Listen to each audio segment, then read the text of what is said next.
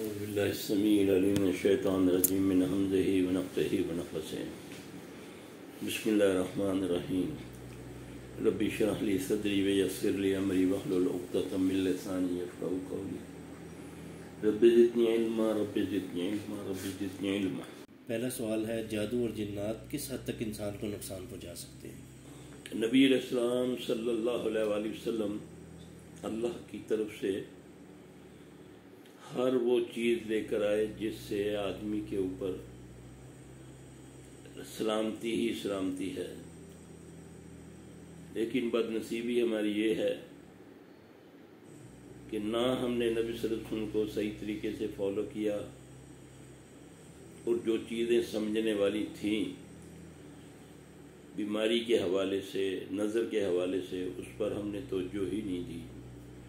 آج امت کا یہ حال ہے کہ ہاسپٹل بھرے ہوئے ہیں، مسجدیں خالی ہیں، بازار اٹے ہوئے ہیں، شفا خانے بڑے ہوئے ہیں، مگر کوئی اس طرح توجہ ہی نہیں دے رہا کہ آخر یہ بیماریاں کیا ہیں، کیسے لگتی ہیں۔ تو نبی علیہ السلام صلی اللہ علیہ وسلم جب مدینہ میں تشریف لے کر گئے، جب آپ صلی اللہ علیہ وسلم ہجرت فرمائی، تو آپ کے ساتھ جتنے ساتھی گئے تھے مہاجرین میں سے، اللہ کے ابو بکر رضی اللہ تعالیٰ عنہ اور بلال رضی اللہ تعالیٰ عنہ بھی ایسے بخار میں مبتلا ہوئے کہ ان کی برداشت سے باہر ہو گیا۔ جب آپ صلی اللہ علیہ وسلم کو پتہ چلا کہ ابو بکر بھی اور بلال بھی بیمار ہو گئے ہیں، تو آپ صلی اللہ علیہ وسلم فرماتے ہیں، آپ صلی اللہ علیہ وسلم کی عادت مبارک تھی کہ آپ صبح فجر کے بعد صحابہ سے خواب پوچھا کرتے تھے۔ ایک دن آپ صلی اللہ علیہ وسلم نے انہی دنوں میں صحابہ سے پوچھا، بھئی کوئی خواب کسی نے؟ تو سب نے عرض کی کہ نہیں یا رسول اللہ صلی اللہ علیہ وسلم۔ آپ نے فرمایا، آج میں نے خواب دیکھا ہے۔ میں بہت پریشان تھا جب میرے ساتھی جو مہاجر تھے بیمار ہو گئے، بیماری کا پتہ بھی نہیں چلتا، تو میں نے اللہ سے دعا کی کہ اے اللہ، مدینے کی فضا کو مکے جیسا کر دے، بلکہ اس سے بھی بہتر کر دے، اور مدینے کے سا میں برکت ڈال دے۔ سا کہتے ہیں تولنے والی چیز کو نا، تو اس سے رزق سے بھی بڑھوتی کا بھی مقصد نکلتا ہے۔ اور مدینے کا بخار جوفہ میں لے جا۔ اب جوفہ جو ہے وہ ایک مدینے کے پاس ایک وادی ہے۔ اب آپ صلی اللہ علیہ وسلم فرماتے ہیں، میں دعا کر کے یہ سو گیا، اور میں خواب میں دیکھتا ہوں کہ جیسے ایک دراز قد کی کھلے بالوں کے ساتھ سیاہ لباس میں ایک عورت بھاگتی ہوئی مدینے سے نکلی اور جوفہ میں داخل ہو گئی۔ اس کے بعد میرے سارے ساتھی ٹھیک ہو گئے، اللہ نے ان کو شفا دی۔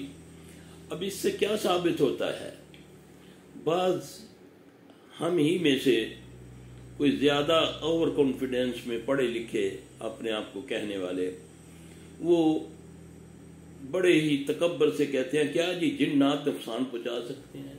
کیا جنوں سے بیماری لگ سکتی ہے؟ کیا جن چوری کر سکتے ہیں؟ کیا فزیکلی نقصان پہنچا سکتے ہیں؟ اللہ اکبر کبیرہ۔ پہلی تو یہ دلیل ہے کہ ان کو جو صحابہ کو جو بخار چڑھا وہ فزیکلی تھا، اس سے ان کی صحت خراب ہوئی تھی، اور وہ جو اللہ نے نبی علیہ السلام کو دکھایا وہ اسیب تھا۔ اس جننی کا وہ جو بھی چڑیل تھی یا جننی تھی، جو بھی ایک ہی ہوتا ہے، وہ اب بھاگ گئی ہے۔ اب اس سے یہ ثابت ہوا کہ جس گھر میں، جس ایریا میں اسیب ہوگا وہاں بیماریاں زیادہ ہوتی ہیں۔ اور اللہ کے نبی صلی اللہ علیہ وسلم نے جو خواب سنایا تو آپ نے فرمایا وہ جو عورت ہے وہ بھاگتی ہوئی مدینے سے بھاگی ہے اور جوفہ میں داخل ہوگی۔ اس کے بعد سارے صحابہ کو اللہ نے شفاء کاملہ عاجلہ عطا فرما دی۔ اب کوئی دلیل ہی نہیں رہتی اس کو رد کرنے کی۔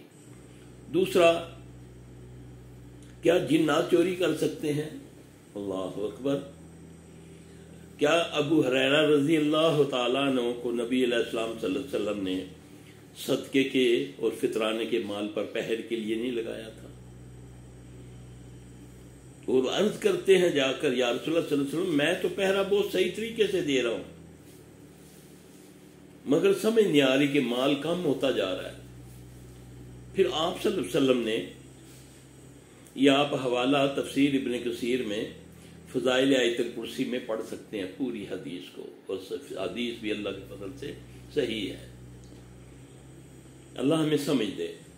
آپ صلی اللہ علیہ وسلم جب سنا ابو ہریرہ سے تو آپ نے فرمایا، کیونکہ اللہ کے نبی صلی اللہ علیہ وسلم تو وحی ہوتی تھی، اللہ بتا دیتے تھے. آپ نے فرمایا ابو ہریرہ تم یہ پڑھو، سبحان من سخر قال محمد صلی اللہ علیہ وآلہ وسلم. اچھا، جب اس جگہ پہنچ کر انہوں نے اس کو پڑھنا شروع کیا تو کیا دیکھتے ہیں کہ ایک بندہ چادر بچھا کر مال سمیٹ رہا ہے. اب اس سے پہلے تو ان کو نظر نہیں آیا. جب انہوں نے یہ پڑھنا شروع کیا تو انہوں نے دیکھا ہے کہ ایک بندہ، ایک آدمی بچھا کے چادر کو وہ مال سمیٹ رہا ہے. تو میں نے آگے بڑھ کے اس کو پکڑ لیا.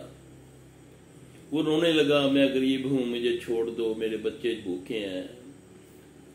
تو میں نے اس کو چھوڑ دیا. تو آپ صلی اللہ علیہ وسلم کو تو اللہ کے فضل سے پتہ چل گیا، آپ اب وہی سے تو اللہ بتا دیتے تھے. میں نے جب عرض کیا آپ کو تو آپ نے فرمایا ہو سکتا ہے تیرا مہمان پھر آئے. دوسرے دن وہ پھر آیا، پھر پکڑا، پھر چھوڑ دیا، منتیں کی.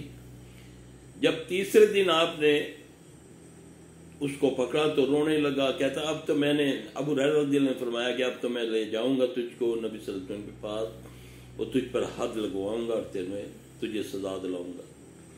تو بہت رویا، کہتا اچھا میری بات سنو، میں تمہیں کچھ کلمے سکھاتا ہوں، اگر تم وہ پڑھ لیا کرو گے تو میں آئندہ نہیں آؤں گا. تو اس نے حضرت ابو ہریرہ رضی اللہ تعالیٰ عنہ کو آیت الکرسی پڑھنے کے لیے کہا کہ تم آیت الکرسی پڑھ لیا کرو تو میں نہیں آؤں گا. نبی صلی اللہ علیہ وسلم نے جب یہ سنا تو آپ نے فرمایا تھا جھوٹا اور بات سچی کر گیا. اب مجھے افسوس ہوا ہے، ایک ٹی وی پروگرام میں ایک بڑا، اپنے آپ کو بڑا سمجھنے والا، میں نام نہیں لیتا اس کا، وہ اس صحیح حدیث کو بیان کر کے اس کو عقلی دلیل سے رد کر رہا ہے. بدبخت اسی ساتھ اس کا اینکر بھی بیٹھا ہوا ہے، نہ اس کو کوئی نالج نہ اس کو کوئی نالج. بس ٹی وی کے آگے بیٹھ کے اپنی دو لفظ انگریزی کے بول دیے، اسی صحیح حدیث کو وہ اپنی عقلی دلیل سے رد کر رہا ہے. اب وہ کہتا ہے دیکھیں جی قرآن میں تو ہے، وہ تمہیں سمجھ تو تمہیں نہیں نظر آتے، وہ تمہیں دیکھتے ہیں جس جگہ تم ان کو نہیں دیکھ سکتے. اور ظالم اس حدیث میں یہ ہے کہ وہ انسانی روپ میں تو آ سکتے ہیں. بہت ساری دلیلیں حدیث سے، انسانی روپ میں وہ آیا تھا، انسان بن کر آیا تھا. بولنے سے پہلے لاکھوں دنیا کو تم لوگ اس طرح کے عقلی دلیلیں دے کر تم دین سے دور کرتے ہو، ان کو صحیح حدیثوں سے دور کرتے ہو. اللہ سے ڈرو، پہلے اچھے طریقے سے سمجھو اس چیز کو. وہ انسانی روپ پہ آیا، پھر اللہ کے نبی صلی اللہ علیہ وسلم نے فرمایا کہ تھا جھوٹا بات سچی کر گیا، وہ شیطان تھا. اب شیطان تو جنوں میں ہے، اور جنوں کو اللہ نے طاقت دی ہے، وہ انسانوں کے روپ میں بھی آ سکتے ہیں. اب نبی کی مسجد ہے، نبی موجود ہیں. ایک صحابی آ کے عرض کرتے ہیں یا رسول اللہ صلی اللہ علیہ وسلم کچھ دنوں سے میری نماز میں خشوع و خضوع ختم ہو گیا ہے. میرے ساتھ ایک بندہ آ کے کھڑا ہوتا ہے، سبحان اللہ کیا ہی کہنے اس کے نماز کے، یا رسول اللہ دعا فرمائیں کہ اللہ مجھے توفیق دے کہ میں اس جیسی نماز پڑھوں. رسول اللہ صلی اللہ علیہ وسلم نے فرمایا تجھے سورہ بقرہ کی آخری 2 آیات آتی ہیں؟ اس نے عرض کی جی یا رسول اللہ میں پڑھ لیتا ہوں. چند دنوں کے بعد آپ نے اسے فرمایا کہ پڑھا کرو اس کو. اب یہ نہیں بتایا کہ کب پڑھو، کتنی بار پڑھو، آپ نے فرمایا یہ پڑھو. اب جب آپ کے چند دنوں کے بعد آپ سے ملاقات ہوتی ہے، آپ نے اس سے پوچھا ہاں بھی کیا حال ہے تمہاری نمازوں کا؟ عرض کی یا رسول اللہ صلی اللہ علیہ وسلم میری نمازیں بہت بہتر ہو گئی ہیں. تو تیرے اس ساتھی کا کیا حال ہے؟ یا رسول اللہ صلی اللہ علیہ وسلم اس دن سے وہ نہیں آ رہا. اب بتاؤ کہ آپ صلی اللہ علیہ وسلم فرمایا وہ شیطان تھا. اس قدر آ کر انسان کو وہ گمراہ کر سکتا ہے، نماز کے اندر بھی اور اثر روپ میں بھی آ کے. یہ بھی صحیح حدیث ہے. اللہ اکبر. اللہ ہمیں دین کی سمجھ عطا فرمائے. یہ کرتا ہے بندے کو وسوسے، اور علاج بھی بتا دیا رسول اللہ صلی اللہ علیہ وسلم نے. اب کس کو اس طرح کا وسوسے ہوں، اس طرح معاملہ ہو، تو آپ نے فرمایا بقرہ کی 2 آیات کو پڑھ لیا کریں جتنا تمہارے لیے آسانی ہو. اب کہیں آپ نے نہ تعداد بتائی ہے نہ ہی ٹائم بتایا ہے. اب اس کو آپ پڑھیں، نماز میں پڑھ لیا کریں، زبانی پڑھ لیا کریں. یہ ان چیزوں کا علاج ہے. ایک صحابی آ کے عرض کرتا ہے، یا رسول اللہ صلی اللہ علیہ وسلم کچھ دنوں سے، اب نبی موجود ہیں، کچھ دنوں سے اللہ کے بارے میں، دین کے بارے میں، آپ کے بارے میں دل میں بہت برے خیال آنے شروع ہو گئے ہیں. آپ صلی اللہ علیہ وسلم فرمایا تو یہ پڑھا کر، آمنت باللہ ورسولہ هو الاول والآخر والظاہر والباطن وهو بكل شیء علیم. اب اس نے یہ پڑھنا شروع کیا، اللہ نے اس کو ٹھیک کر دیا. اب یہ علاج بھی بتا رہے ہیں صلی اللہ علیہ وسلم. اور ایک انسان ہونے کے ناطے صحابہ رضوان اللہ اجمعین پر بھی حملے ہوتے ہیں. شیطان کو اللہ نے طاقت دی ہے. کہتے ہیں جی بیماریاں لگ سکتی ہیں. ایوب علیہ السلام کو کس نے بیماری لگائی تھی؟ اللہ کی طرف سے اسباب کیا بنا؟ اللہ قرآن میں فرماتے ہیں کہ میرے بندے ایوب نے مجھ کو نادا کی، ربی اعوذ باللہ من الشیطان ربی انی مسنی الشیطان بنصب وعذاب. اے اللہ یہ جو مجھے تکلیف ہوئی ہے، کس چیز کو، کیا تکلیف تھی ان کو خارش کی، جلد کی پرابلم تھی. یہ قرآن ہے. اے اللہ میرے بندے ایوب نے مجھ کو نادا کی. یہ اللہ تو کہہ رہے ہیں، اللہ فرما رہے ہیں کہ میرے بندے نے کہا ہے اللہ مجھ کو یہ جو تکلیف ہے یہ شیطان کی طرف سے ہے. پھر اللہ نے بھی اس کو فرمایا کہ پڑھ ربی انی مسنی الضر وانت ارحم الراحمین. پھر قرآن میں طریقہ بتایا کہ بیل لو، بیل کدو کی بیل کے پانی کے ساتھ غسل کرو. یہ اللہ نے قرآن میں بتایا. بغیر عقل کی دلیلیں استعمال کر کے لوگوں کو تم حدیثوں سے دور کرتے ہو. اللہ سے ڈرو، پہلے اچھے طریقے سے تحقیق کرو، کسی سمجھنے والے سے سمجھو. یہ نہیں 2 لفظ مجھے انگریزی کے آگے یا میں انگریزی بول سکتا ہوں تو میں ان چیزوں کو رد کروں گا. اللہ کا دین قیامت تک کے لیے رہنمائی کرتا ہے. تو اللہ نے انسان کو بھی پیدا کیا، اللہ نے جنوں کو بھی پیدا کیا، فرشتوں کو بھی پیدا کیا، اور شیطان کو اللہ نے قیامت تک کے لیے مہلت دی ہے. اور اس سے بچنے کے لیے دنیا میں سب سے اول ترین جو کام ہے، افضل ترین جو کام ہے وہ قرآن کا پڑھنا اور پڑھانا ہے. تو اللہ نے اس کے بارے میں بھی قرآن میں یہی فرمایا، اعوذ باللہ من الشیطان الرجیم فاذا قرأت القرآن فاستعذ باللہ من الشیطان الرجیم. جب تم قرآن پڑھنے لگو، دنیا کا افضل ترین جب کام کرنے لگو، تو پھر کیا کرو؟ پہلے اللہ کی پناہ میں آ جایا کرو اس رجیم سے. کیوں کہ انہ لیس لہ سلطان علی الذین آمنوا وعلی ربہم یتوکلون. اس کا زور اس پر نہیں چلتا جو اللہ پر ایمان لاتے اور توکل کرتے ہیں. ہاں اس کا زور اس پر چلتا ہے، انما سلطان یتولون والذین هم به مشرکون. اس کا زور اس پر چلتا ہے جو اس کو دوست رکھتا ہے اور شرک کرتا ہے. یہ تو قرآن کہتا ہے. اب اس کا زور سے بچنے کا کیا طریقہ ہے؟ صبح شام کے اذکار، 5 وقت نماز، وضو میں رہنا. صبح لوگ کہتے ہیں جی جادو ہو گیا. جادو ہوتا ہے سب سے پہلے خود اپنی وجہ سے ہوتا ہے. آپ نے فرمایا جب صبح آدمی فجر سے پہلے شیطان آتا ہے، یعنی کہ شیطان جن آ کے اس کی گدی کے پیچھے 3 گرے لگاتا ہے. گرے کیا چیز ہے؟ گرے لگانا جادو ہے. آئے تو ہم نے بھی گرے لگا کر مفتی دیتے ہیں دھاگے. تو اللہ قرآن میں کیا فرماتا ہے کہ میری پناہ میں آ جاؤ. اعوذ باللہ من الشیطان الرجیم بسم اللہ الرحمن الرحیم قل اعوذ برب الفلق من شر ما خلق ومن شر غاسق اذا وقب ومن شر النفاثات فی العقد. میں اللہ کی پناہ میں آیا ان سے جو گرے لگا کر پھونکے مارتی ہیں. آج ہم مفتی بھی ہمیں دے رہے ہیں، بعض مفتی بھی دیتے ہیں دھاگے گرے لگا لگا کر. گرے لگنا بھی جادو ہے. چاہے قرآن پڑھ کے لگایا جائے وہ گرا جادو بن جاتا ہے۔ اب وہ اللہ کے نبی کی حدیث ہے کہ صبح وہ فجر سے پہلے آتا ہے، ہر بندے کی گدی کے پیچھے گرہ لگاتا ہے 3۔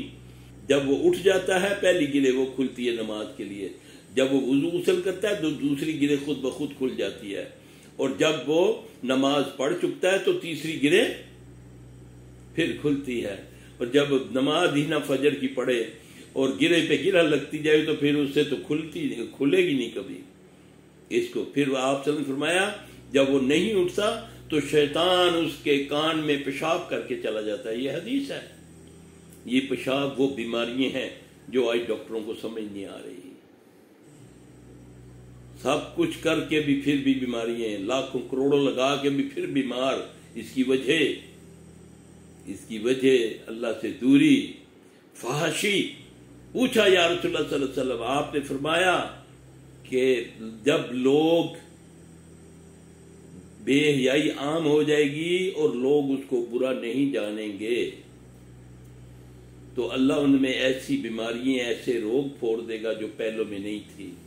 اب ہے نا ایسی بیماریاں، چلتا ہے، پتہ چلتا ہے جی، ساری زندگی لگے رہتے ہیں ڈاکٹر، لیبارٹریاں، یہ سارا کوئی کہتا ہے یہ قیاس کرتے ہیں، مفروضوں پہ یہ علاج کرتے ہیں، اتنی مشینیں ایجاد ہو گئی ہیں، لیکن یہ جی کیمو ہو رہا ہے، یہ فلاں ہو رہا ہے، کروڑوں روپیہ بھی لگ رہا ہے، ٹائم بھی لگ رہا ہے، ملک در ملک در بدر بھی ہو رہے ہیں، پھر بھی تو بوتوں میں بند کر کے لے آتے ہیں۔ اور نبی سے پوچھو کہ یہ بیماریاں کیوں اتنی لگ رہی ہیں، پھر آپ نے فرمایا کہ یہ بیماریاں اس لیے فحاشی عام ہے، اللہ سے دوری ہے۔ فحاشی وہ ہوتی ہے جو اللہ کا خوف ختم ہو جاتا ہے۔ اللہ تعالیٰ میں دین کی سمجھ عطا فرمائے۔